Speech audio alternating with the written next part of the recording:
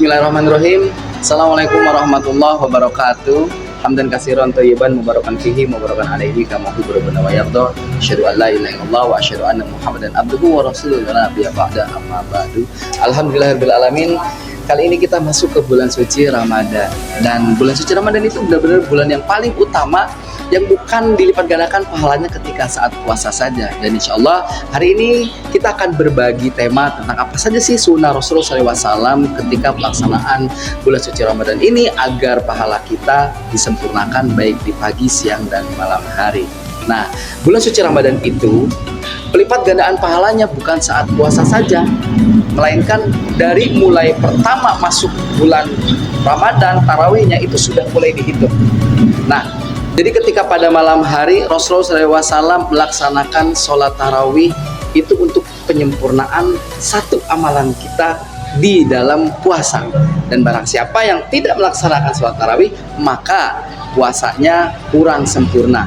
Di dalam Quran surat Al-Baqarah ayat 186 dalilnya. Dan sunnah-sunnah yang berikutnya, Rasulullah SAW selalu membaca Al-Quran sebelum subuh dan juga beristighfar sebelum subuh. Baik itu di 10 hari pertama, 10 hari kedua, sampai 10 hari ketiga, 30 hari full. Dan yang ketiga, Rasulullah SAW meningkatkan sholat, qimus sholat, baik sholat qiyamul lailnya dan juga sholat tarawihnya. Nah, kalau sholat tarawih itu belum termasuk sholat qiyamul lail ya teman-teman ya. Kalau di bulan Ramadan, sholat qiyamul lail itu di tahajud, di witir, dan juga di sholat hajat segala macamnya. Jadi usahakan sholat itu benar-benar ditingkatkan, ditambah rawatib yang 12 rakaat. Nah, 12 rakaat itu apa saja?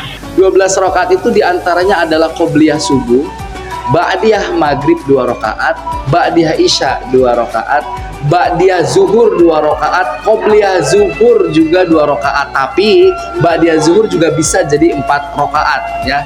Jadi qobliyah dan ba'diyah totalnya udah 6 rakaat di waktu zuhur. Nah, 12 rakaat itu tidak pernah ditinggalkan Rasulullah SAW. Semenjak Rasulullah SAW memberitahukan kepada para sahabat 12 rawatib itu, para sahabat pun tidak pernah meninggalkannya dari awal bulan Ramadan itu sampai mereka meninggal. Jadi pemberitahuan ketika 12 rawatib itu diberitahukan pertama kali di bulan suci Ramadan. Dan setelah itu kita meningkatkan bacaan ayat suci Al-Quran. Karena pada hari biasa bacaan ayat suci Al-Quran itu dihitung 10 kebaikan. Alif Lam Mim berarti 30 kebaikan. Namun ketika masuk bulan Ramadan itu dilipat gandakan menjadi berarti 30 dikali 7 ya, 210 kebaikan dengan mudah teman-teman. Jadi kalau misalkan kita mau memupuk amal yang banyak itu dengan bacaan Al-Quran, karena pahala kebaikannya dilipat gandakan 70 kali lipat berarti ya. Dan kemudian bulan suci Ramadan juga dibagi 3 fase. Ada fase 10 hari pertama Allah membuka pintu rahmat yang sebesar-besarnya. Di situ doa tidak pernah tertolak. Ya, semua doa dimudahkan ijabahnya. Rahmat Allah di situ sangat melimpah. Dan di 10 hari kedua, maghfirah, pintu ampunan terbuka lebar. Barang siapa yang ketika sholat di waktu tarawih kemudian memohonkan ampun kepada Allah, kemudian dilaksanakan qiyamul lail di pada malam hari itu, maka seluruh dosa yang pernah kita lakukan insya Allah Allah ampuni ya, kecuali disclaimer dulu, kecuali dosa hutang, karena hutang tidak bisa diampuni oleh Allah Subhanahu wa taala melainkan harus dibayarkan kepada orangnya.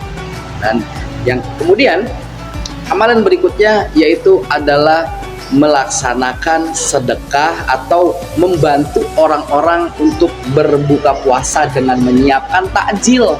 Karena menyiapkan takjil itu sama dengan kita mendapatkan amalan satu orang yang berpuasa itu. Jadi double, kita satu hari itu jadi 2 kali dapat amal puasa orang tersebut dan juga puasa untuk kita.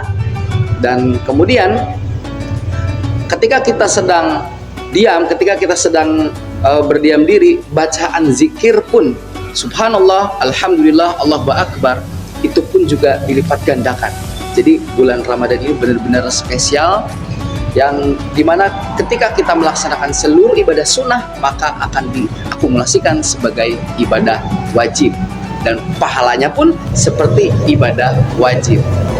Demikian khutbah yang bisa Bapak sampaikan, kurang lebihnya mohon maaf, semoga bermanfaat. Dan jangan lupa yang punya kodoan untuk next di bulan suci Ramadan berikutnya, jangan sampai tertunda lagi. Syukron, wallahul muwaffiq. Wassalamualaikum warahmatullahi wabarakatuh.